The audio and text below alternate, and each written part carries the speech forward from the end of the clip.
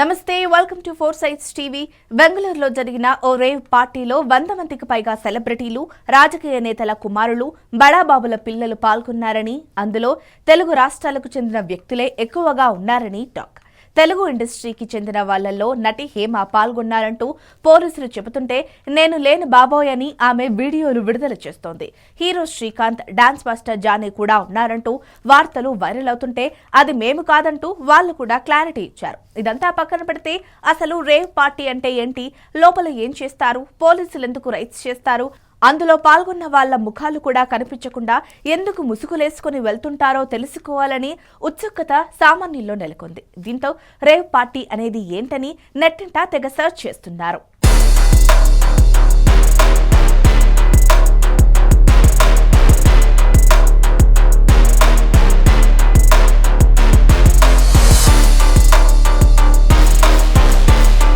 ఇండియాలో పాశ్చాత్య సంస్కృతి రోజురోజుకు పెరిగిపోతోంది. ఈ క్రమంలోనే పశ్చిమ దేశాల్లో ఉన్న కల్చర్ ఇక్కడ కూడా పాకుతోంది. సెలబ్రిటీలు, డబ్బున్న బడాబాబులు అక్కడే చదువుకోవటమో లేదా తీరిక సమయాల్లో అక్కడికి వెళ్లి తనివి తీరా ఎంజాయ్ చేసి వస్తుండటమో జరుగుతోంది. ఇలా అక్కడున్న కొన్ని కల్చర్ల రుచికి అలవాటు పడిన సెలబ్రిటీలు, ప్రముఖుల పిల్లలు అదే ట్రెండ్ను ఇక్కడ కూడా కొనసాగించే ప్రయత్నాలు చేస్తున్నారు. అందులో భాగంగా వచ్చిందే ఈ rave party. Rave party culture అనేది 1950లో ఇంగ్లాండ్లో మొదలై మెల్లిగా ప్రపంచమంతా వ్యాపించింది. ఈ కల్చర్ ప్రారంభమైన కొత్తలో క్లోజ్డ్ ఏరియాలో పెద్దగా మ్యూజిక్ పెట్టుకుని లేదా లైవ్ పర్ఫార్మెన్స్ ఇవ్వటమే. దానికి మైమర్చిపోతూ డాన్స్ చేస్తూ ఎంజాయ్ చేయటం ఉండేది. ఇక పాశ్చాత్య దేశాల్లో సాధారణంగానే మద్యం సేవించే అలవాటు ఉండటంతో అది కూడా కంటిన్యూ అయ్యేది. కాగా రాను రాను ఈ పార్టీకి అర్థం మారుతూ వస్తోంది.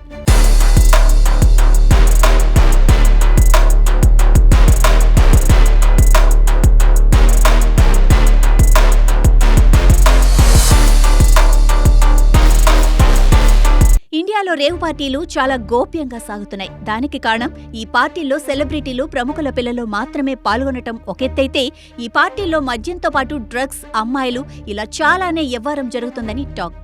ముఖ్యంగా యువత ఈ పార్టీల్లో విచ్చలవిడిగా డ్రగ్స్ సేవిస్తూ అశ్లీల నృత్యాలు చేయటం, అది హద్దుమీరి శృంగార కార్యకలాపాలు జరుగుతాయని, అన్నింటికీ అన్ని రకాలుగా రెడీ అయిన వాళ్లే ఈ పార్టీల్లో పాల్గొంటారని సమాచారం.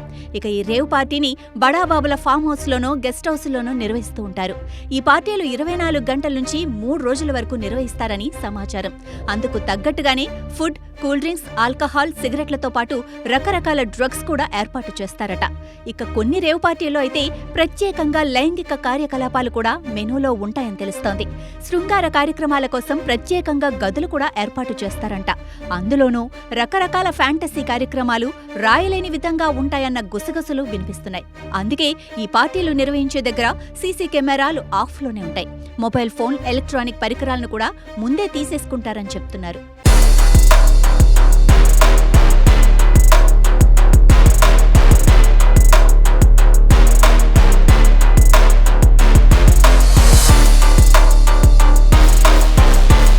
మన దేశంలో ఈ రేవ్ పార్టీల ధోరణి గోవా నుంచి ప్రారంభమైంది. హిప్పీలు దీన్ని గోవాలో ప్రారంభించారు. తర్వాత ఇటువంటి పార్టీల ధోరణి వేగంగా అభివృద్ధి చెందుతున్న నగరాల్లోకి పాకింది. ముంబై, చెన్నై, బెంగళూరు, హైదరాబాద్ లాంటి నగరాల్లోనూ ఈ కల్చర్ పెరిగిపోతోంది. సాధారణంగా ఇతరులకు ఇలాంటి ఇబ్బంది కలగకుండా పార్టీలు చేసుకోవటం వరకు ఓకే. కానీ పెద్ద పెద్ద సౌండ్లు పెట్టుకోవటం, మద్యంతో పాటు డ్రగ్స్ విచ్చలవిడిగా సేవించటం, అశ్లీల కార్యక్రమాలు నిర్వహిస్తూ ఉండటం వల్ల ఇలాంటి పార్టీలపై పోలీసులు ఉక్కుపాదం మోపుతున్నారు. సాధారణంగానే అనుమతి లేకుండా పార్టీలు చేసుకోవటాన్ని పోలీసులు అంగీకరించారు. ఇక రేవ్ పార్టీలంటే కఠినంగా వ్యవహరిస్తూ ఉంటారు. పార్టీలపై రైడ్స్ చేసి అందులో డ్రగ్స్ వినియోగం ఏమైనా జరిగిందా లేదా అన్నది చూస్తారు. మైనర్లు ఎవరైనా పాల్గొన్నారా అన్నది కూడా ఆరా తీస్తారు. ఇక అశ్లీలత ఏమైనా ఉందా అనేది కూడా గమనిస్తారు. పార్టీలో పాల్గొన్న వాళ్లందరి నుంచి బ్లడ్, హెయిర్ శాంపిల్స్ తీసుకుని టెస్టులకు పంపిస్తారు. కుటుంబ సభ్యులకు ఫోన్లు చేసి రప్పించి కౌన్సిలింగ్ ఇచ్చి పంపిస్తారు. డ్రగ్స్ వాడినట్టు తేలితే వాళ్లను అదుపులోకి తీసుకుని మిగతా ప్రొసీడింగ్స్ చూస్తారు.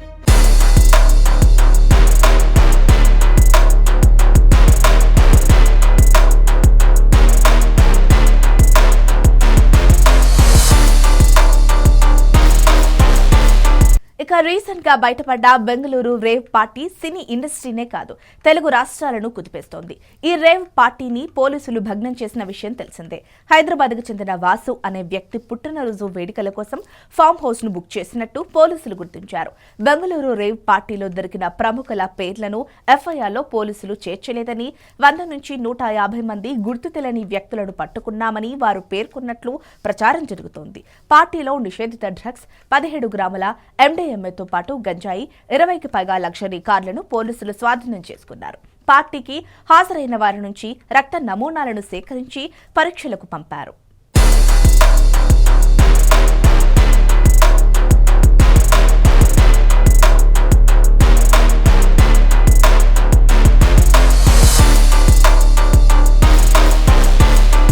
ఇప్పటికే రేవ్ పార్టీపై పోలీసుల దర్యాప్తు ముమ్మరం చేశారు. ఈ కేసులో ఇప్పటికే 5గురిని అరెస్టు చేయగా పార్టీ నిర్వాహకులు లంకపల్లి వాసు విజయవాడ వాసిగా గుర్తించారు. అతనికి చాలా మంది సినీ సెలబ్రిటీలు, రాజకీయ నేతలతో పరిచయం ఉందని, ప్రతి సంవత్సరం పార్టీలు ఏర్పాటు చేస్తున్నట్లు తెలిసింది. క్రికెట్ బెట్టింగులను సైతం నిర్వహిస్తూ IPL సీజన్లో కోట్ల రూపాయల బిజినెస్ జరిపాడని, దీంతో సెలబ్రిటీలతో, రాజకీయ నేతలతో పార్టీకి వాసు ప్లాన్ చేసినట్లు తెలిసింది. గత ఆదివారం బెంగళూరు శివార్లోని ఫామ్ హౌస్ లో వాసు రేవ్ పార్టీని ఏర్పాటు చేశాడు. పోలీసుల దాడులు చేసి రేవ్ పార్టీలో డ్రగ్స్ సీజ్ చేశారు. రేవ్ పార్టీకి వచ్చిన వారి వద్ద నుండి బ్లడ్ శాంపిల్స్ తీసుకున్నారు. వాటిని FSL కు పంపించారు. డ్రగ్స్ పెడ్లర్తో పాటు వాసుకున్న సంబంధాలపై పోలీసులు ఆరా తీస్తున్నారు. మరోవైపు సినీ నటి హేమ కూడా ఈ రేవ్ పార్టీలో ఉన్నట్లు పోలీసులు ఇప్పటికే స్పష్టం చేశారు. కానీ తాను ఆ రేవ్ పార్టీకి వెళ్లలేదంటూ హేమ బుకాయిస్తున్నారు.